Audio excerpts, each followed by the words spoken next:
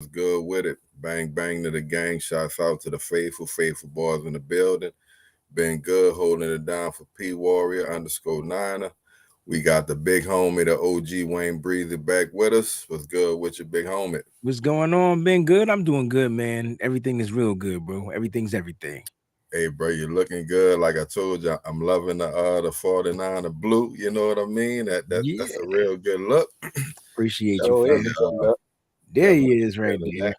what's What's good, big going bro? on, fam? He took a Y'all break good from tonight? prayer right now. He's like, I'm about to jump on this joint right now. Let's go. Boy, look. Let me tell y'all, bro. Look, I got that word meditate in my mind I for know you first thing do, in the dog. morning. I know you do. You like, dear So, God, please let Jimmy be traded. Please, God, I'll turn down the plate. but look, I ain't praying for Jimmy like that, but No, I it's hear gonna you. happen eventually, you know. So I hear look, you. it's I'm just all messing good. with you, man. Yeah, I know. Hey, bro, y'all brought his name up, so I'm gonna ask the question out the gate: is Jimmy Garoppolo going to be on the roster at 1 o'clock tomorrow? Talk to me. Elephant in the room, like we It's know. not even an elephant in the room, man. Like it's Oh, yo, I haven't seen the 49ers make any other salary cap moves, bro. And we still at 8:05 p.m. Eastern Standard Time. We are still $9 million over the cap. Shout out to D Ford too. A lot of people, man, look, never mind. We'll have that conversation later. But no, seriously, yeah. And here's the thing: your general manager said it. Like he said it, and no one paid him any attention. I tweeted this out a few days ago. People called me into their room. It was like, yo, I got it. My man Siersky was like, yo, I gotta get Breezy in this room. Why did he tweet this? It's a possibility that Jimmy's gonna be on the roster at some point. The 49ers are gonna find ways to get under that cap, keep Jimmy. They want trade value for him. That's what they want. They do not want to cut him. It's clear as present danger. They don't want to cut him. That's amazing. They would have been cut him. Think about it. They could have been let him go, but they're not going to get anything in return. Like people keep forgetting, like business. Football is a business, right? And those players are commodities, right? And when owners invest in the players, when they invest in them, they want a return on their investment. It's called an ROI for those business people out there. They want a return on the investment. Kyle Shanahan and John Lynch spent a second-round draft pick on Jimmy Garoppolo.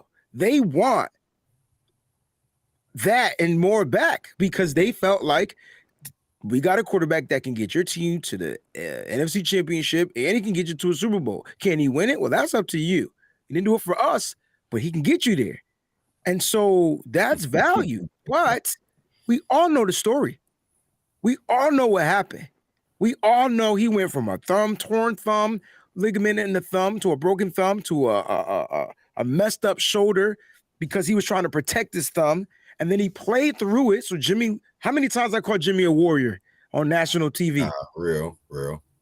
Oh my gosh, he's a warrior. He's playing through all this injury. Like, I respect that. You know us men. When men play hurt, and you be like, oh yeah, he a different type of man. Like, because you got to dig into your mentality to overcome the pain that you're playing through. And he did it. But the issue is Don Yee, and I spoke about this on my Patreon. Don Yee and Jimmy Garoppolo came up with the ultimate middle finger to the 49ers. It was the ultimate middle finger, yo. Part of my Nah, real, man. And it was well executed because I didn't see it coming. But when none of us saw it coming. Because he clearly stated he was going to rehab in the offseason.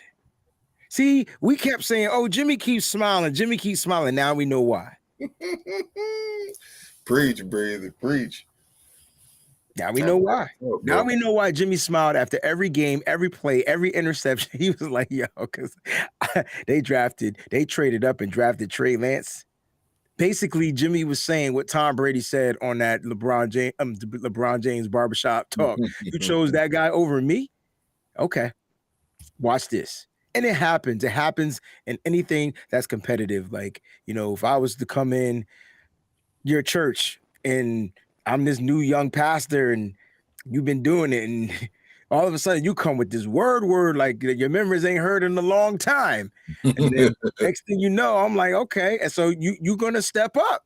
Jimmy stepped up, but then he found ways to get injured too. Unfortunately, he couldn't find ways to stay healthy. And so that ultimate middle finger is him getting back at them. Like, I think that was Don Yee. I don't even think that was Jimmy. I think that was his agent, and his agent specifically said, look, man, you're my client.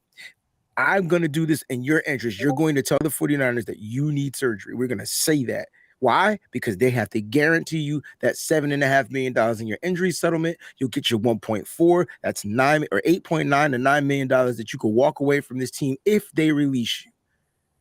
And that's what's going on, my brothers. And I think that the 49ers are like, well, I don't want to give them another $8.5 million. I'm already giving them a 1.4 million. See what I'm saying? They don't want to give up another 7.5. And then, it's offset, so they get it back once he signs and clears passes the physical, but like that's still $8 million they're missing to spend or to extend or whatever it is we need to do as a franchise. So Jimmy is in control until March 16th. And I think that the 49ers are going to trade him, but not until after March 16th, because they need to take control back. That's my take. Gotcha. What you say, bro? Well, I mean, that's what everybody, been waiting for to see, whether or not he's going to be traded. And then, you had Russell Wilson, you had Aaron Rodgers, you had Tom Brady coming back. Now, everybody on Deshaun Watson, where he going to go, because he the next domino to fall. Crazy. So once he fall, then then the teams that don't get him probably going to be scrambling for Jimmy G. So I agree with Breezie. The 49ers had the leverage going into it, just in terms of like, Jimmy told them, I'm a rehab. It ain't no surgery. So the 49ers like, okay, well, you're going to rehab. We going to try to do things in good faith with you, since you have, produced and was a warrior out there. Try to get you to a team where you could be on a contender. But Don Yee, who represent Tom Brady and him, got to look out for the best interest. So then they throw the curveball where he needed surgery. And then the time that they did it was right before free agency and all of this stuff going on. So now, really, the whole goal was to get his money off the books to pay free agents, to re-sign a lot of the players that they want to keep. So now, they're $9 million under. You got to be compliant by 4 Eastern time tomorrow. Now, Jason, at 49ers cap said if they go ahead and restructure some other contracts, they could get under. D4 did them a solid again by restructuring. They probably used the money he restructured with to sign the cornerback Ward from the Chiefs, who was the free agent. But you still got to be cap compliant. Still over 9 million. A lot of the things that you've been seeing on Twitter is that they wanted 2 second-round picks. I had tweeted out, man, it looked like they got egg on their face because y'all trying to get multiple picks for him. Man, get whatever good pick you could get for him and then let it be done. You gave up a second-round pick to get him, right, when he come from New England. If you could get if you can get a second-round pick back for him, then let that be that. Why are you trying to do multiple picks? Yeah, they got teams that need quarterbacks, but they're not gonna ransom their picks for somebody who could, quote unquote, get you to the Super Bowl, but not, quote unquote, win it for you. We know he can get you there. He can take you to the playoffs. He can win games for you. But we know the teams that's winning the Super Bowl got the quarterback that get you over the top. And Jimmy ain't gonna be that for us. Now you're hearing that, there was a report on Twitter saying that Deshaun Watson is interested in the 49ers now. Yeah, I fell for that bait. You know what I'm saying? That clickbait. So, yeah. So, I don't know, man. Like I said, they got to trade him. Now, if they cut him, then you could go and sign with any team you want. So you're losing there because, yeah, you're going to get the money off the books, but now you don't get no draft compensation for him. Y'all want draft compensation for him. Okay, if you go to, let's say the Saints don't get Deshaun Watson, which it look like they're probably going to be the one to get Deshaun Watson. Let's say Carolina don't get him or these other teams don't get him. And they say, well, look, man, we'll give you a second-round pick and a conditional pick in 23 for Jimmy. Man, you take that deal and you run with it. Why are you going to be saying you need 2 second-round picks? Get the second-round pick this year. I don't believe the reports though. So like I don't believe everything that they're saying. I think the second round pick is fair for a quarterback like Jimmy because he's a top 15 quarterback. And then on top of that, from a business standpoint, you got to get more than what you know what I'm saying? Because you invested in him. You put him. He was not that good in New England, but he became a top 15 quarterback playing in San Francisco. So you got to look for a little bit of return on your investment. So I think from the business aspect, they're looking for a little bit more. Now, what's hindering that are two things. One, his cap number, and two, this daggone surgery. I'm telling, whoever possessed Rappaport or Schefter that said that this would not affect his trade value, man, they should be slapped in the mouth. Like, that was the dumbest thing I've ever heard in my entire life. You know what I'm saying? Like, if you get hurt, you are not fringed upon this. You're looked down upon now. You are now damaged goods until you prove that you're not. That's just the way of the world.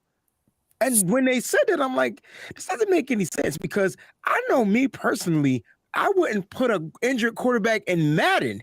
Never mind hiring and paying. Now you want me to pay an injured quarterback $25.5 million? It's a big ass. What owner would do that? It didn't make sense. This whole situation still doesn't make sense. The only thing that makes sense is that Jimmy Garoppolo found a way to manipulate the system, and he's going to do it. And the only way that the 49ers can take control is after, I think it's 1 p.m. Eastern Standard Time, too, 4 p.m. Pacific Time, but I could be wrong. But 1 p.m.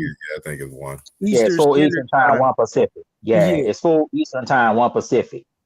Oh, it's also 1 Pacific, 4 Eastern. That's a long day. That means I got to wait till 4 p.m. on my clock for us to get under. Just stay tuned. There's going to be a lot of stuff tomorrow going on because the 49ers have zero choices but to get under the cap. And I wrote about this for 49ers Web Zone. I wrote about this on 49erscap.com. I said, be prepared to lose Samson Ebukam. And then people coming out saying, oh, no, you can extend them. Yeah, you can. But I'd rather get Zadarius Smith, or I'd rather get a Chandler Jones, or there are options out there better than him. So you let him go. You take back that $6.5 million because you're going to lose 2 if you cut him. That's the cap. That's the dead cap. You lose $2 million. He's getting 8.5. You lose 2 if you cut him, and you get back 6. That's a no-brainer. He's a cap casualty. That's what I wrote about. And it's unfortunate, but that's what he would be. Now, they could be high end on him, but remember, there are guys out there looking for teams. And I'm sorry. Don't let Chandler Jones go to the freaking Cowboys. Don't let Von Miller go to the freaking Cowboys. Don't let these guys go to these teams.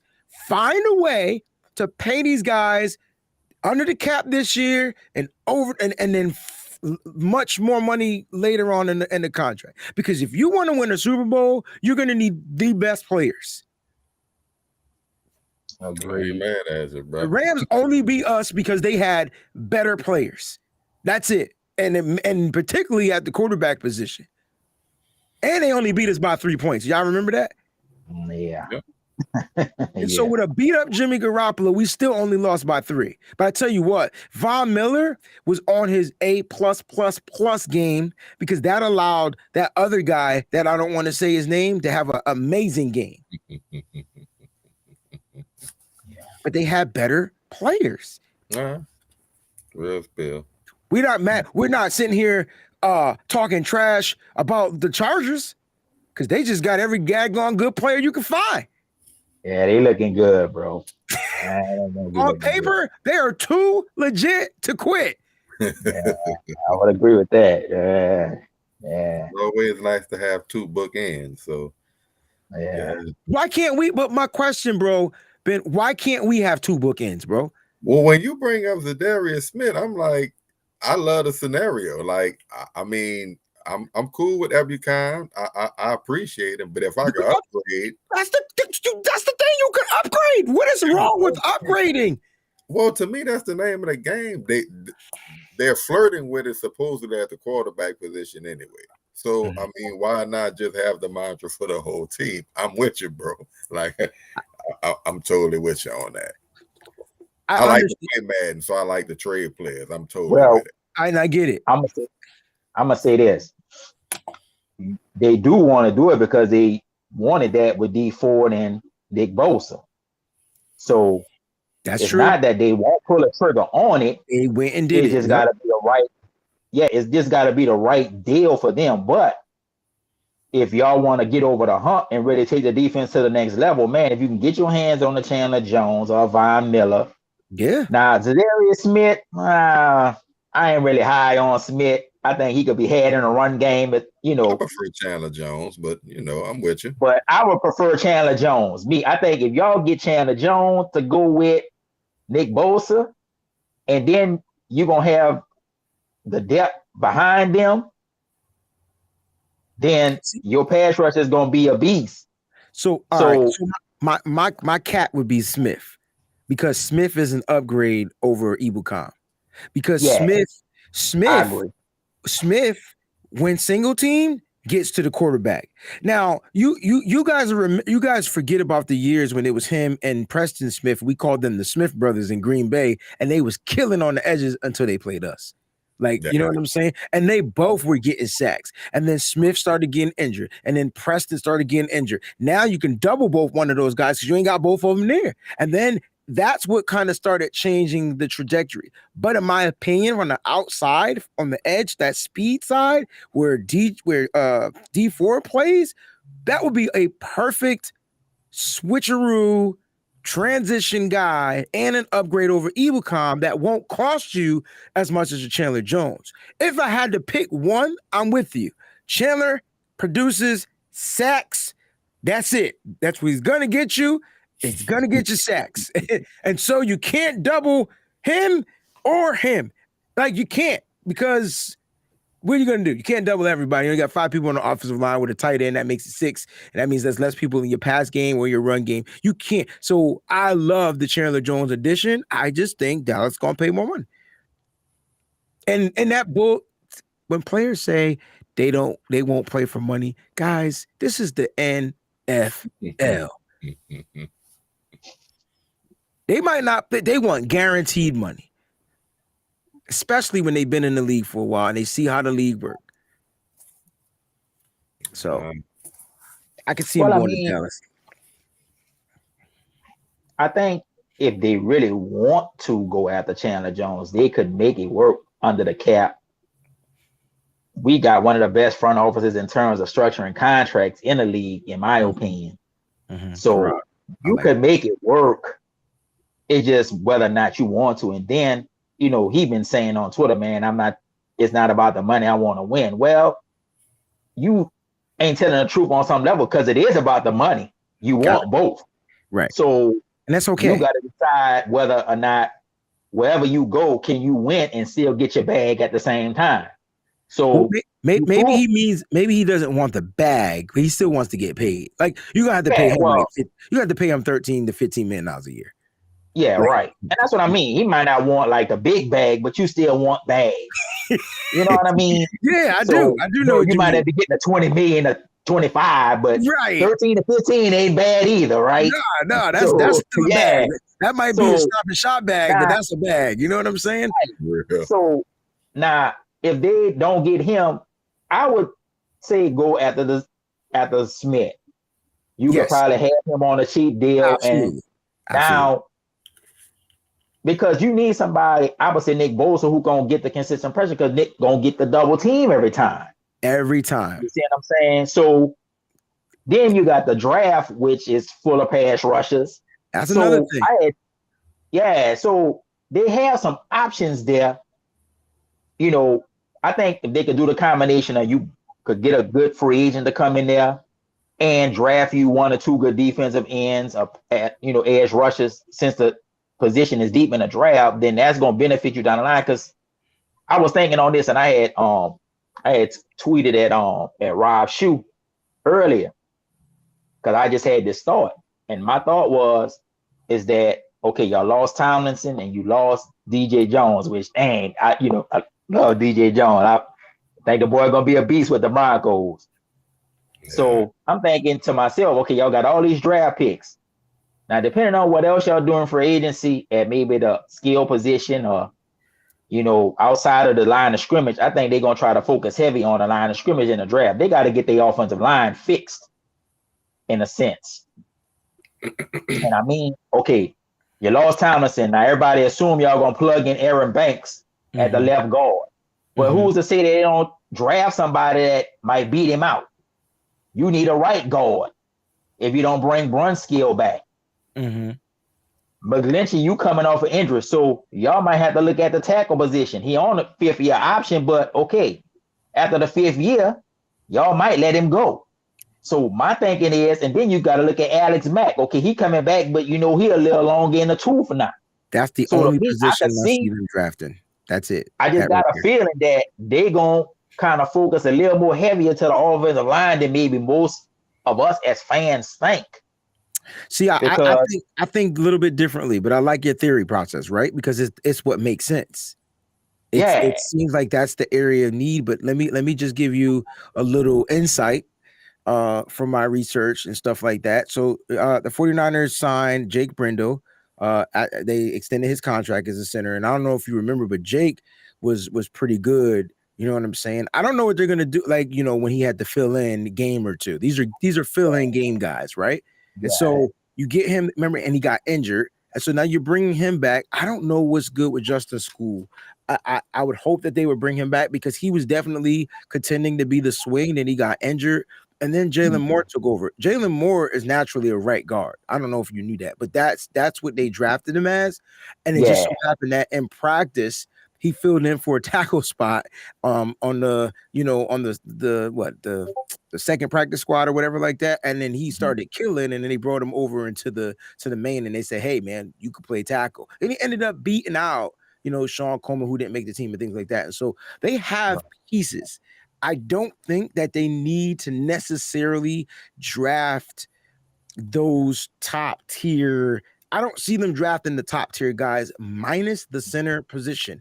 And when I say the center, I mean not just a natural center. I'm talking about a guy that could play center, that could play guard, that can kind of like move like a Cam Jurgens, or my favorite is Alec Lindstrom from Boston College.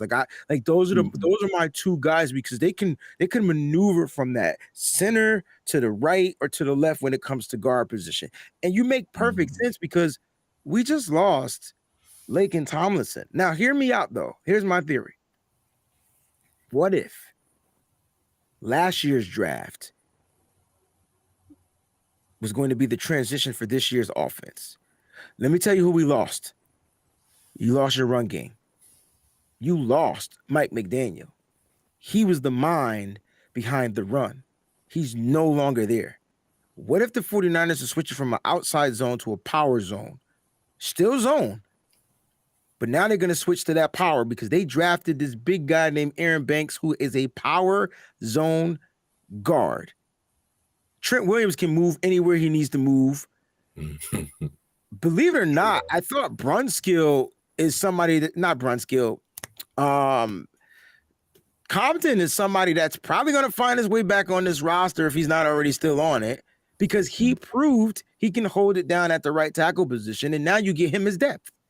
And so you got Colton McKivitz that they put on the tender, right? And so they got pieces. So maybe they don't draft heavily at that position -1. Maybe they really address that Alex Smith position, because that seems like that's going to be the next one over. And then next year, if Jalen Moore or if Colton McKivitz, because they can play guard and tackle, if these guys aren't taking that next level step up, then you can go ahead and you'll have the, you can draft a right tackle, like a straight up right tackle that's going to fit your zone. Because remember, Mike McGlinchey is a outside zone tackle. Like he's able to get to that level because he's quick. But when it comes to pass blocking, he's just awkwardly shaped. And so like that's where he struggles. He gets hit by these young bull rushing, strong hand, long arm guys, and they put the big 300-pound guy on his backside. And that's just because of his build. And so they have to play him if he's cleared to play. They have to play him. And the reason why is you're paying him $10 million. The same way they had to play Jimmy Garoppolo, because you were paying him $25 million. So these are guys like they have to play. That's just my theory on the O-line. That doesn't mean I don't want to see them improve it, but I mean the draft is deep for offensive linemen, whether it's interior or whether it's the tackle position. So I feel like they can go anywhere. I think they really do. They really address the defense. I think this is the year you bolster up your defense. Well, I heard they got 5 compensatory picks or something like that? 5 compensatory picks. They have a total of 10 as of right now. One of those picks is going to go to Miami. We don't know if it's going to be pick 102 or 105. It's going to be one of those 2 picks. One of those will go to Miami. It's probably going to be 102 because the 49, I mean, they've already had 105, but they're both compensatory picks. Okay. And remember, last year's compensatory pick was Ambry Thomas. Say, Brian, you brought me right into it, because all right, we got Chauverius Ward. Yep. I think a pretty good cornerback. I feel the cornerback, ascending. Good speed. I think got pretty good ball skills. I don't think he have a lot of interceptions, but I think always around the ball. Got to kind of force it into a lot of tight windows. And personally, for whatever odd reason, I think at some point in time it'll be him and Ambry Thomas starting that cornerback. Absolutely. No knock to E, man, but for whatever, I just feel the way Ambry Thomas finished the year, what I saw in him, if he could like roll that over and just keep progressing, not necessarily a lockdown, shutdown corner, but I think he could really be solid, bro. So what do you think about the pickup of Chauverius Ward? How do you see, I guess, the whole secondary, I guess, kind of meshing any other acquisitions you think they might, be bringing in? But for sure, man. Talk about Ward and, just how what you think about him. First, I mean, I was high on Gilmore. I knew we weren't going to get J.C. Jackson. So, in my opinion, the second best cornerback in free agency was Gilmore. Now, the thing about Gilmore was his age. His age was up there, right? And so we've already dealt with Richard Sherman, Josh Norman, right? And so, but my point is, it appeared that was going to be the trajectory. You bring in a veteran guy now, and to Josh Norman's defense, he was at home on the couch. He never really got into football shape. Remember his first game, he kind of like broke his ribs or something like that. Remember he played injured? He something internal. So he never really got into football shape. Richard Sherman, on the other hand, they wouldn't throw to him. And then when they did, I mean, obviously they would line somebody up in the slot and then he would get burnt, right? Because he's Richard Sherman. He's a slow cornerback. Why is he covering the slot guy? And then there was bad communication and the safety wasn't taking over the top and blah, blah, blah. So Richard got exposed, but he also started to get injured. So his body started to break down. And we saw it as he was no longer a 49er. He had to become a Tampa Bay Buccaneer for us to see for me to see, excuse me, I'm speaking for myself because I still thought Richard Sherman was that guy, and I wish he still was on this team, and I would have took him over Josh Norman any day. But we saw his body break down, right? And so now we're talking about this young kid that's about to be 26 years old, right? And so Chauverius Ward, on the other hand, is going to give you speed. He's going to give you ball hawking. So just because he doesn't have the interceptions doesn't mean he doesn't play the ball, right? So he has the ball hawking capabilities. It's just that he's an outside guy, and they're throwing where? To the outside. So the ball's either going to go to the guy or out of bounds, right? He's always on the ball. I put out a tweet, and I think people misread my tweet or I explained it a little wrong or whatever. But if I put out the tweet and I said, listen, I'm going to call this play step by step. I was really thinking of the TV show, but I'm going to call this play step by step. And this was a play in which he drew the penalty flag. Not the flag was on him. He got the offense to get the flag so he can get the first down. That he got an OPI. I should have just said that. I thought people would understand the context and what I was talking about. And some people were like, no, you could see Zay Jones pushed off of him. I said, yeah, he drew the flag. Like, he got us an OPI. I don't think I've ever seen an OPI like for the 49ers, like in a long time, like ever. You know what I'm saying? And so because he has ball skills, his hips turn, his head turns, he's playing the ball. You're getting a guy that's not going to get those tacky penalties, right? That we normally see getting. So that's why I put the tweet out there and says, I don't think that the 49er fans are ready for this. And I meant getting OPIs, right?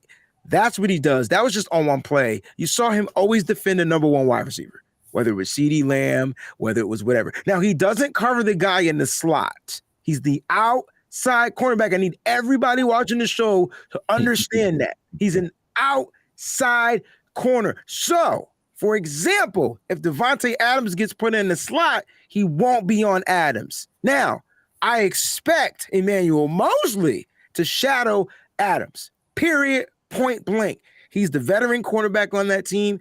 In my opinion, he's not the number one guy because I think Ward is better than Emmanuel Mosley, but this is competition we're talking about here. We talked about that. This should make Emmanuel Mosley go even harder. This should make Ambry Thomas go even harder because Ambry Thomas was a starter, and now guess what? He's on the outside looking in. So his offseason is super important because I think Ambry Thomas will be the best outside corner on this team in years to come. I can guarantee it.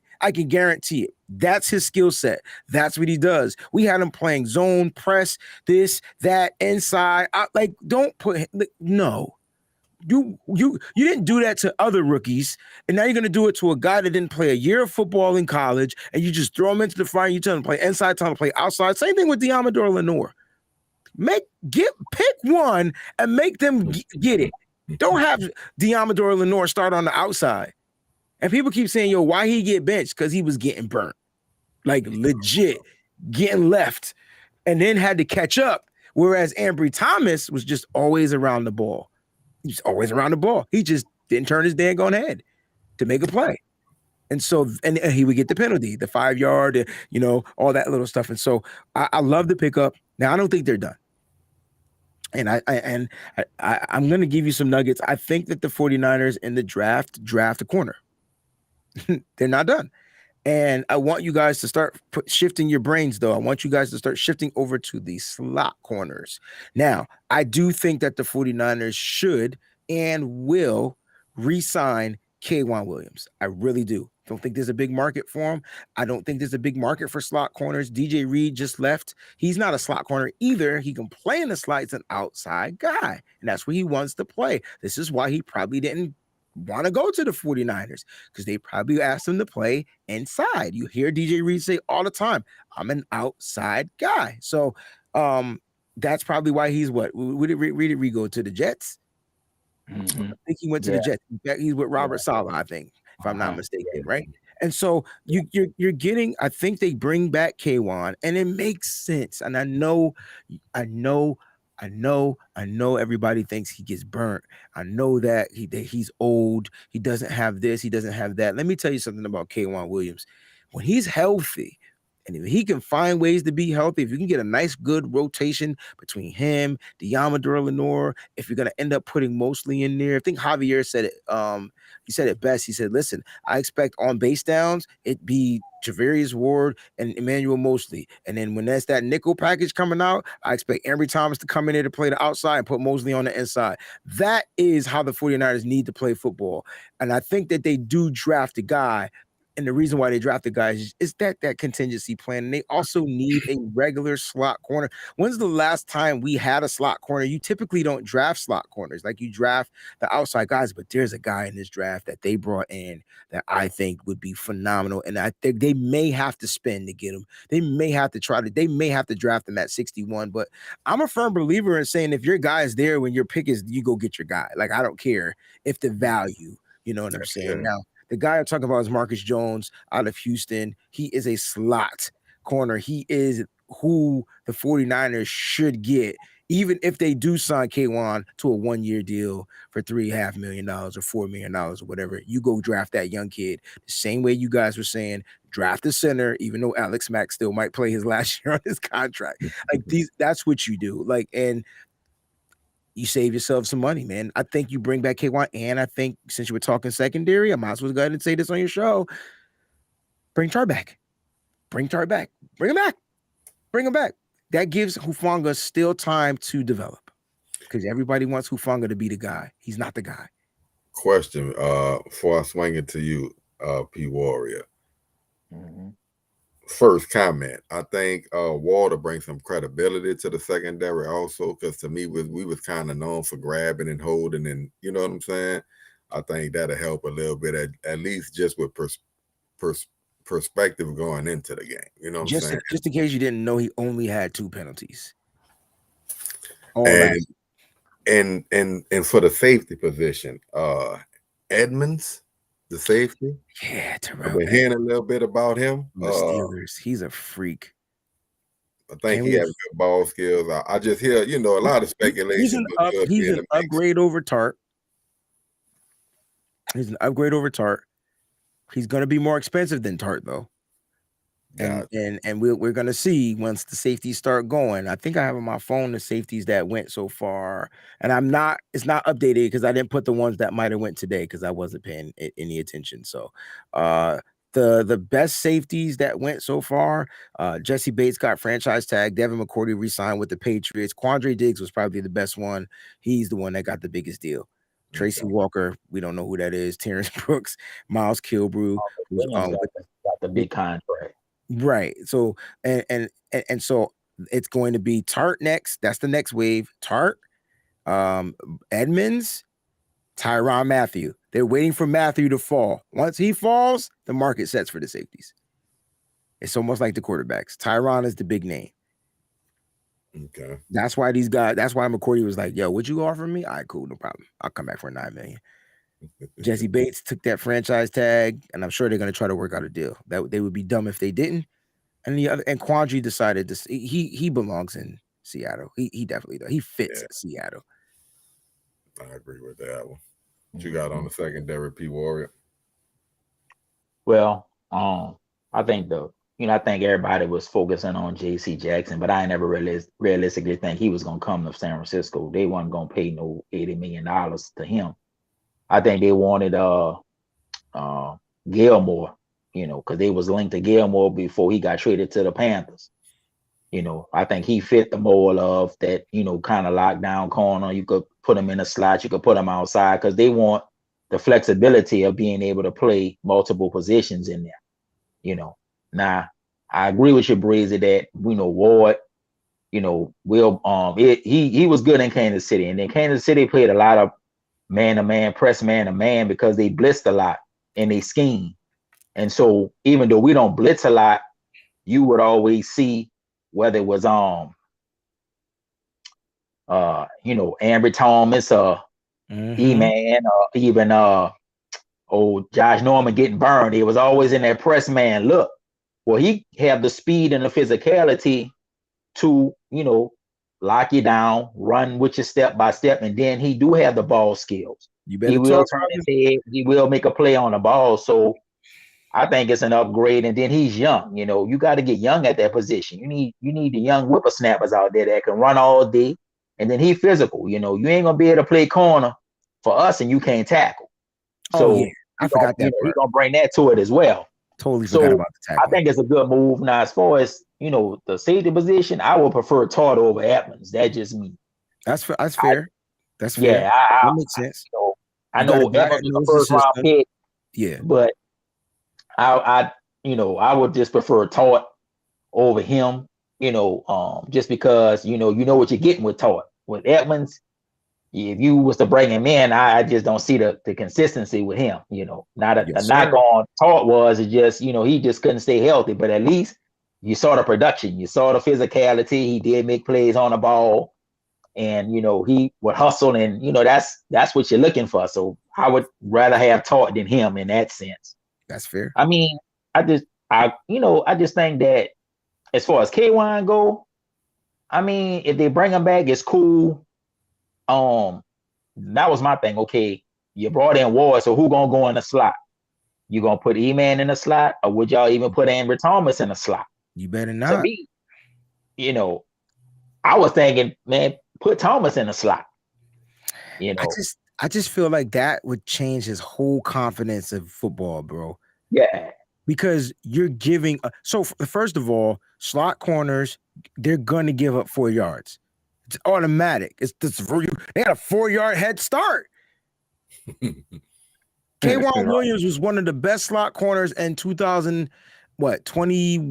22, or whatever the season. No, 2020, 2021. He was still considered a good slot corner. And guess how many yards he gave up every play on average? 8.4. Like, that's almost a first down. But it's because of the big plays down the field, and then it's those stupid slants. And guess what his worst games were? Guess who they were against? It was against the Rams. It was against the Cooper Kupp all day, though. Cooper Kupp Everybody getting hurt by Cooper Kupp out there. But to be fair, he murdered every team. Right. Yeah, exactly. You could just say that Cooper Kupp is he just won. But he played really well, right, against the rest of the league. Mm-hmm. Well, to me, really well against the rest of the league. So I don't think he's done. Put it like this: he's not done. He's going to get a contract. He's going to play somewhere. I just think, why not solidify that position? You just got your outside guy. Why not solidify the secondary? Why change it up for your defensive coordinator? If anything, spend every freaking draft pick on that pass rush. Like, get me the guys that can get home. If you're not bringing Arden Key back, you better find the Arden Key in this draft. That's probably why he probably won't be back. Same thing with Mostert. There's some speedy running backs. Right. Yeah, and that's what I'm thinking. Now, I agree with you. Now, if they bring K1 back, it's all love.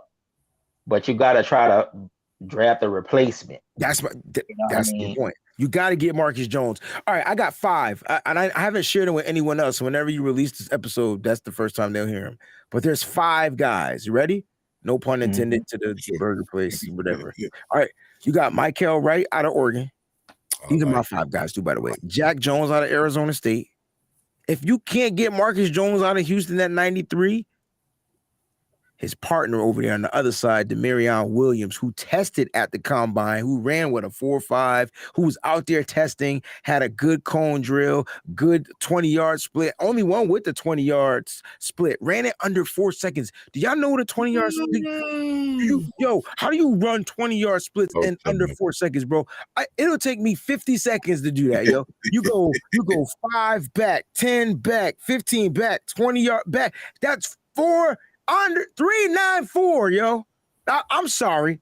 And that ain't even Marcus Jones. These are slot guys, too, by the way. So I'm getting excited. My favorite would be Roger McCreary, but I know Dagwan and I could get him out of Auburn. They don't have, they're not that high up in the board. If he's there, though. Now, see, they brought in Marcus. And usually when they bring in players, it'd be the players y'all forget about, the ones that they draft. Because I can tell you right now, I do not remember seeing Fred Warner come in for an interview. But he sure enough did. And guess who they drafted? Fred Warner in the 3rd round. Speaking of drafting, there's another linebacker, and we're not talking about this position. I don't know why, because Aziz Al-Shayer is a freaking free agent. He's restricted, but he's a free agent, right? So that means that the 49ers can match that contract. His contract says, hey, you can go get a deal, but I have the option to match that deal, and you would have to play for me. Like, you know what I'm saying? Even if it's the same number, right? Aziz is a free agent. Oh, sugar snaps. Well, I think they're gonna bring him back. I think they'll match any offer. Well, I don't know. They brought in a guy named. I think they got the guy from Green Bay. That guy from Green Bay is a special teams guy. They brought in this kid. Guy. Oh my gosh, what's his name? Wayne, out of Montana. Is it Montana State? His first name is Troy. Look up that white boy from Montana State. They brought him in. I looked at his film and I said, "Oh shoot." I'm going to leave it at that. Well, you can't go wrong if your name is Troy. Let's just get that straight. If your name is Troy, then there's something to you there. So let's just get that straight, all right? But no, I mean, I don't think they're going to let Aziz go nowhere. I think they'll match whatever offer comes because, come on, man, an undrafted free agent coming off the injury he had when he first came in, you developed him and he didn't turn into a stud. You know what I'm saying? A lot of people was trying to see if Bobby Wagner would come to him as a team up with Fred. You know what I'm saying? And then, if that would have been the case, then who would be the odd man out type of thing? You know what I'm saying? Between him and Dre Greenlaw, then you had heard stuff that if Wagner was to come, then maybe Dre Greenlaw would be on the trade block or whatever. Man, look, if y'all ain't getting Bobby Wagner, you got three of the best linebackers in the league. So you roll with them three until you got to either pay one or the other, and then you try to trade one or the other if it come to that. But realistically, you probably not going to get Bobby Wagner. So y'all just go ahead and roll with what you have and then try to put some depth behind them. Now, they re-signed Flanagan Fowles, but you need to, maybe even draft a linebacker in the draft, depending on, what you got behind them three. Somebody that you think got potential that could develop in case because realistically you ain't gonna be able to keep Greenlaw and Aziz. Troy Anderson. I probably seen his film. I seen him at the combine when I was kind of replaying. Let me see if I get his name for you so that you can write it down. Linebacker Troy Anderson. Yeah, Troy Anderson. He was the fastest linebacker in the combine. He ran a 4.42. Okay. He ran a 4.42. He didn't do the bench press. He'll probably do that as pro day. Let's see what he did in the vertical. Let's see how high he can jump. He's 36-inch vertical. I mean, he not, you know what I'm saying? He misses some melanin. He can kind of get up there. Okay. It's not a 40 like Brandon Ayuk, but it's a 36. Let's see what his broad jump is. So he don't have that burst. I don't even think he did the broad jump. His 3-cone, he didn't do that. His 20-yard shuttle, didn't do that. And so he did the 40. He ran a 4.42, so he's fast. Okay. Troy Anderson out of Montana State. Look him up, man. Give him a look. Give him a look. Watch some of his film. I would love to know your thoughts on that. Okay. Troy Anderson. Okay. Montana State. But yeah, so I mean, like I said, man. With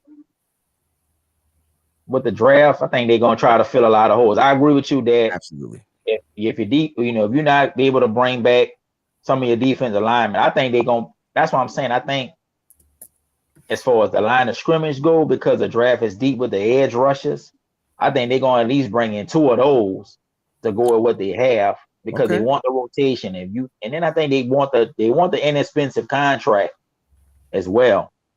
So, man, I'm all for it. As far as the offensive line, because I had to just jump back on that. Now, let's hear this scenario. Let's say they go ahead and plug in Banks at left guard. They plug in Jalen Moore at the right guard position. Okay. To me, y'all still need to at least consider drafting one or two linemen. You need depth. Just for depth, if you're going to plug them in at those positions. Let's say they lost Lakin, right? Let's say they don't bring Brunskill back. So I agree, Jalen Moore could play that right guard position.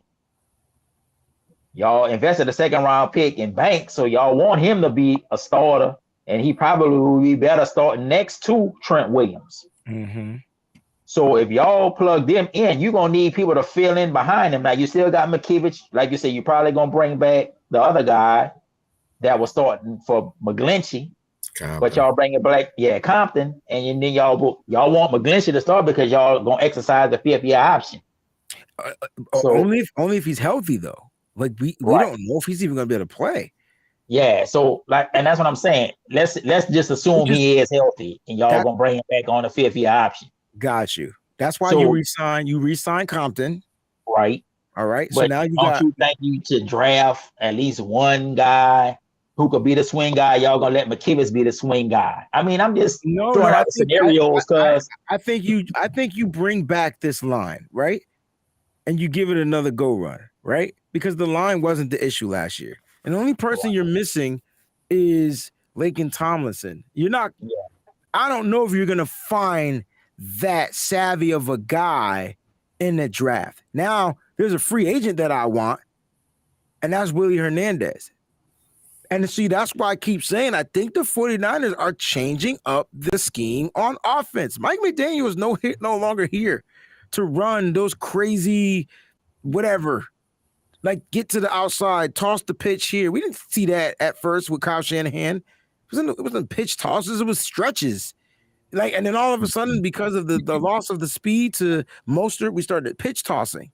And so I think, not to disagree with you, I think they draft somebody. That's why I said I think they go after guys like Lindstrom, guys like the guy from Kentucky, Luke, can't think of his last name.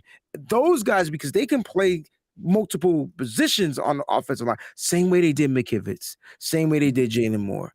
I think they get a couple of those dudes, but you're not going to see them get the big time names because I think they address other positions. Like, don't be surprised pick 61, 49ers pick a wide receiver. Debo is going to be on his contract year. I know y'all don't want to hear this. Well, I'm trusting that they're going to extend him. But look, let me too. But I'm just you know how that's the game. You know how the game work. Yeah, right. Yeah, no, I agree with you. Yeah, they could make him quote unquote another prove a year, which you get what I'm saying? yeah, you know what I mean? Which obviously we know he didn't prove that he's the best player in the 49ers. Right. But let me run this scenario to you because you're talking about them going to the power scheme and Mike McDaniel leaving. And I'm thinking as you saying and talking, why I just have a feeling that Kyle may go back to what he was in Atlanta.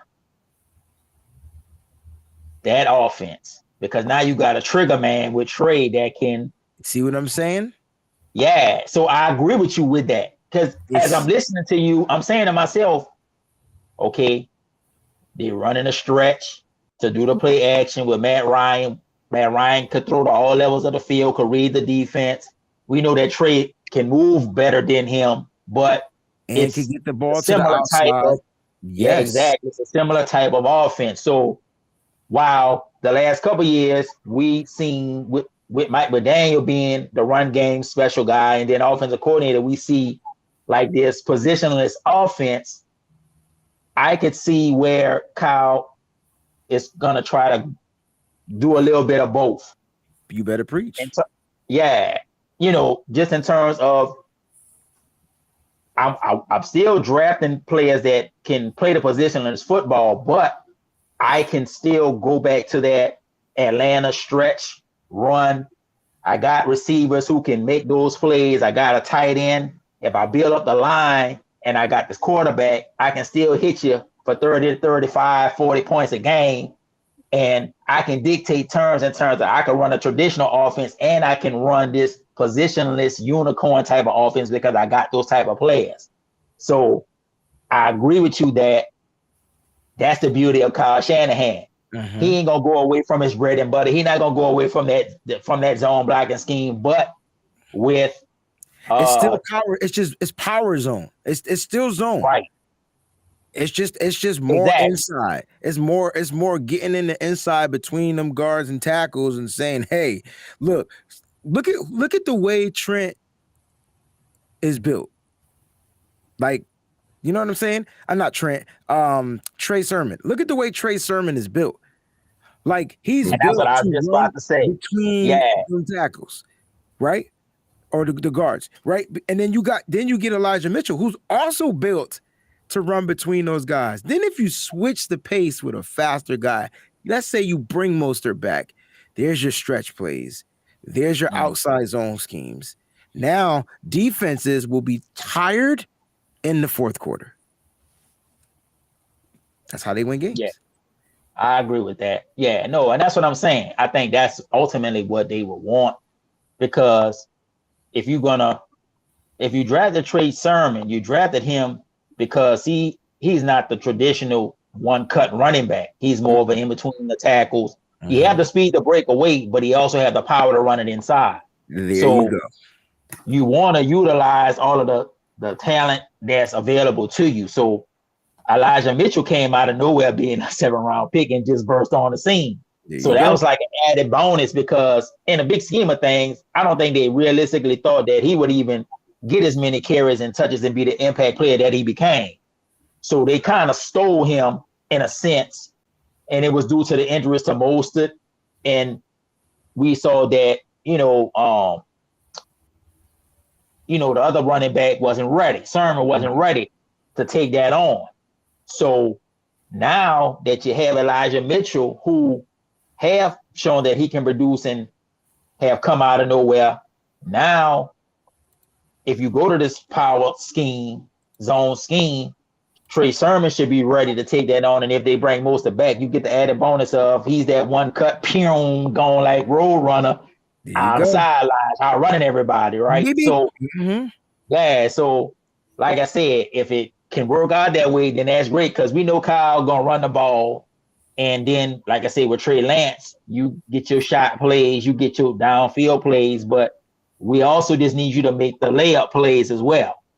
So I can see them going back to that traditional offense that he's run in the multiple places he's been prior to coming to, the 49ers too. So yeah, it is. All right, Breezy, bro. We got 5 more minutes with you before you get out of here. I got 2 more for you. I heard a lot of speculation about him possibly wanting to get the tight end from the Giants, Ingram, who I know is gone now. Do you think they will address the tight end position? And we know DJ Jones left. A lot of confidence, I believe, in Kinlaw, but do you feel they will also add another D tackle or nose tackle in the bunch?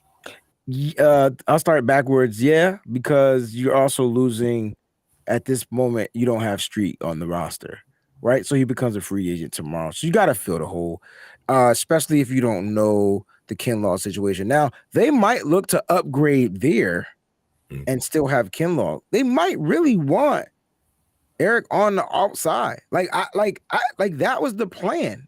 Kinlaw messed that plan up. And we all knew Eric was better on the inside, but he wasn't a slouch on the outside either, especially on those base downs. Then you bring in your third down specialist, and then look, D Ford ended up getting hurt because Eric had to go inside. Kinlaw couldn't play on inside. Like, think about how one domino just messed it up for the rest of them. And so you got to bring in a D tackle, and they always bring in D tackles, right? They've tried it. They've tried with other nose tackles, Earl Jones, they've tried it. Now, the good thing is they signed Maurice Hurst, and I think he was only put in the situation he was in so that they can get him back on a cheap deal. And I think this might be the year for Hurst. Hurst was cleared to play. He was supposed to play. They just never suited him up. Makes you wonder why, right? So they can manipulate the contract and bring him back on a tender. That's it. Like they gave him a cheap deal. So Hurst is going to go out there and prove it. And he's happy to do it because I think Hurst knows he's going to get an opportunity, but you definitely want to bring in another guy because right now we got Kevin Givens, who I think is our best defensive tackle overall in totality. I think he's better than Kinlaw at the moment. You got Hurst. You got Kinlaw if he's cleared to play and he's healthy. And then where are we rotating? Where are we going after that? So you got to bring in or draft. And I'm not seeing the D tackles in this draft. Like I'm seeing edges. There are a few. There's a guy from LSU, Neil. You could bring him in. There's some later round guys. Hey, DJ Jones was a 6th round pick. So just saying. But it took him time to develop as well. It took him time to develop. And so, he was behind Buckner. He was behind Armstead. He was behind those guys. So he got a chance to develop. Who's going to be able to be behind Armstead, Kinlaw, and are they going to be able to develop? So, yeah, I do. The second part of the question was about who? Tight ends. Yeah, there's no way they bring Ross Dwelly back. And, rumors was I thought when Austin Hooper, before he got tagged, I thought he would have been the guy that's a Kyle guy. But there's a tight ends draft, yo. You pick your poison. Who do you want? What do you want? Do you want him speedy? Go get the kid from Maryland. He ran a 4.46, 4.54. You want him? Let me say, what did he run? I want to make sure I say his name. We call him Chigo. He ran definitely a fast time. I can tell you that right now. Give me a second. 4.52. He ran a 4.52. That's the fastest tight end. You want the freak of nature tight end? Get Jelani Woods out of Virginia. If you want like the Gronk, go get Grant Calaterra out of SMU. Then there's Trey. What's his last name? Trey. This is a tight ends draft. You can get the kid. My man loves this kid out of UCLA, Greg Dulcich or whatever his name is. There are some studs that you can get, and probably and if you don't like, if any of them don't like, go get the kid that has the pedigree within his name. His name is Connor Haywood out of the tight end / fullback out of Michigan State. That's a sleeper. So they got to address the tight end because the 49ers if they go power, they're gonna probably, their base was kind of like 12 personnel. They like to run 2 tight ends, 1 running back. I can see them running 13 personnel, which means we're going to run it, but I can see them not running out of that because you got a quarterback like Trey Lance now. See what I'm saying? It's deception. Football is all about deception. So if I bring this personnel on, and you got to give defenses time to sub, then they're going to come in with guys to stop the run, right? They can bring the big guys. But what if you got weapons?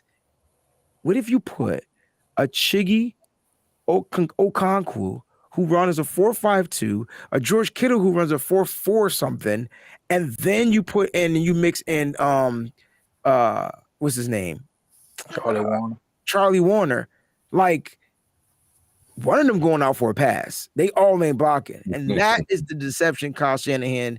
That's what I miss. I miss creativity. I miss him doing things, but he needs the players. And so I can see us getting a tight end in the draft opposed to signing one in free agency. Mm-hmm. Gotcha, bro. Closing remarks, Pete Warrior, so we could get Breezy out of here, bro. No, I agree with him. I think best case scenario as far as defensive line, if they could bring Street back, then that'll just add depth. That's good. That's a good one. And I think they can. That's a good point. Yeah, because I think I just don't know if they want to upgrade. You know what I mean? Yeah. I think they lost DJ Jones. To me, y'all need to just keep Eric Armstead inside. Hope Kinlaw can be healthy. And focus on the edge. You can bring, exactly. You can bring back Street, and then you just focus on the edge, because if that's where it's deep at, and that's where the strength of your team at, and you got Kuseric and you got Tap as your defensive line coaches, then you can draft some guys, whether it's the second round or whatever round, and they're going to be developed. And then you have the boy from Houston that's going to be there. And maybe they bring Ebucon back. We don't know how it's all going to play out, but I think shore up the inside, and go for the edge, man. If you're not going to bring in the Chandler Jones and all these guys, then you got to draft them. Mm-hmm. So get your defensive tackles solidified. Then you can draft your edges, and then you can just come in waves, because we saw the success of them coming in waves.